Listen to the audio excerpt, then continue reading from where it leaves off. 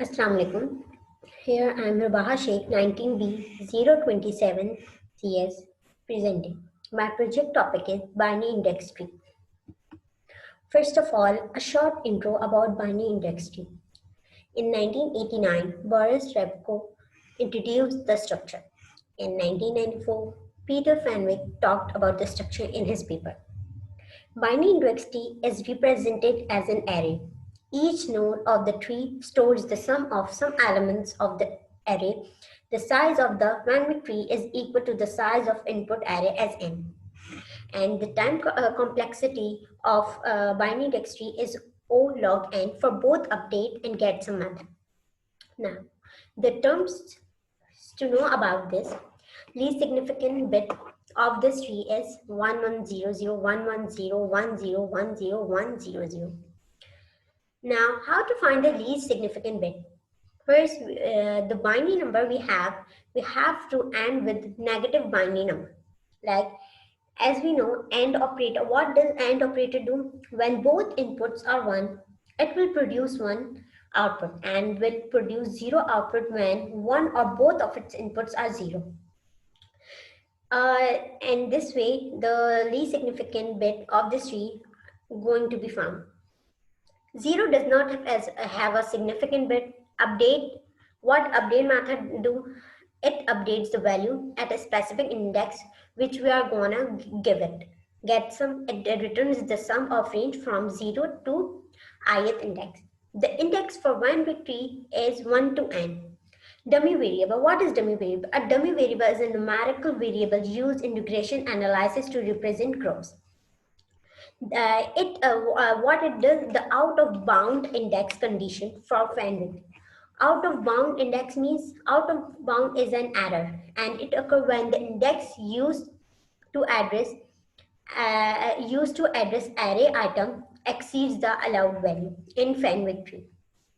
These are the things which we have to know. Construction of the Fenwick tree. There are two operations.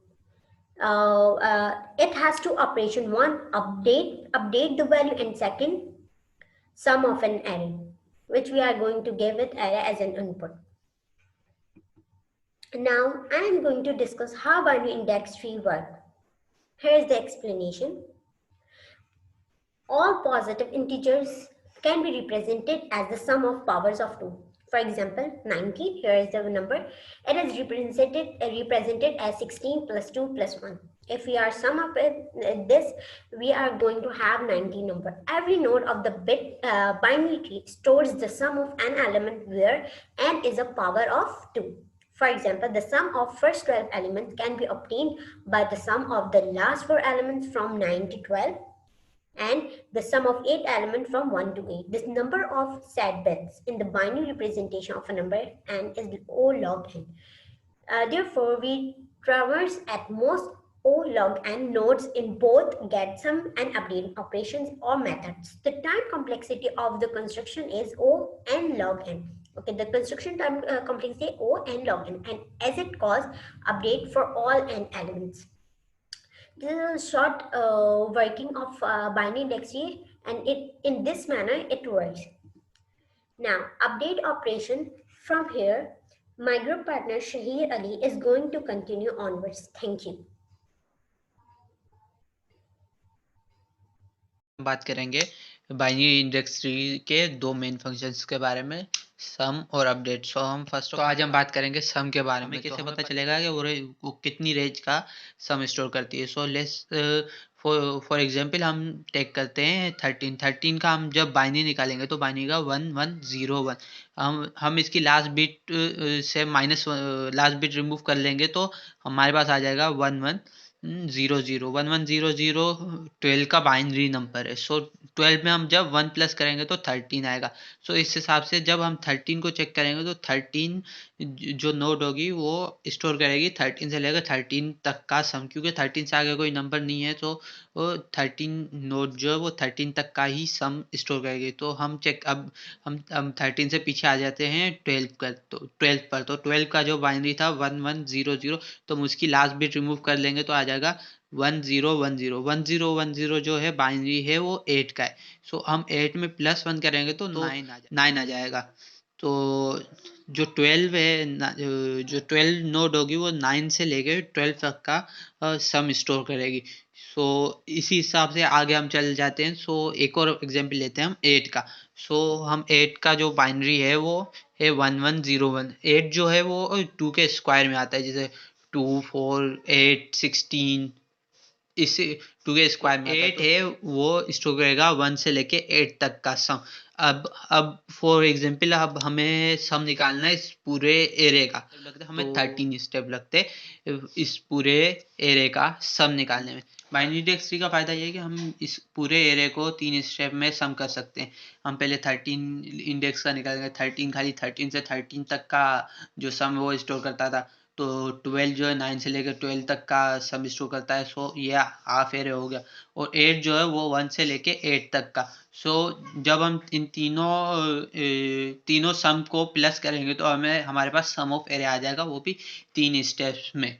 So efficient use हो जाता है binary index tree से कि सम निकालने का। करेंगे अपडेट के बारे में। अपडेट में हम ले सपोज कर देते हैं कि हमारा एरे n साइज का है। सो अपडेट हम 13 को अपडेट करना चाहते हैं।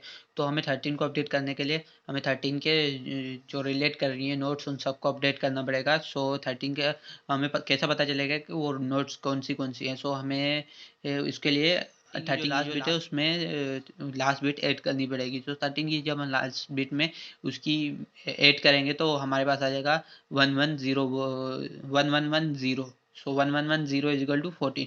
सो हमें 14 को भी अपडेट करना पड़ेगा अगर हम 13 को अपडेट कर रहे हैं। सो अगर हम 14 का बाइनरी ले लेते हैं और 14 के बाइनरी में 1 प्लस करते हैं तो 15 आता है। 15 जो है वो 13 की रेंज में नहीं आ रहा है, 13 से रिलेटेड नहीं है। सो हम 15 की नोट को अपडेट नहीं करेंगे। सो अब हम चेक करेंगे हमें कौन सी नोट अपडेट करनी है। सो हम उसके लिए सेम यूज़ करेंगे। हम 14 की लास्ट बिट को फिर से ऐड कर लेंगे। जब हम 14 की लास्ट बिट को ऐड करेंगे तो हमारे पास 100 इज इक्वल टू 16। जो 16 की नोट है वो 1 से लेकर 16 तक का जो सम है उसको स्टोर करेगी। तो 16 में 13 भी आ रहा है तो उसको भी हमें वो भी हमें अपडेट करनी पड़ेगी। उसके बाद हम 16 की लास्ट बिट में ऐड कर लेंगे।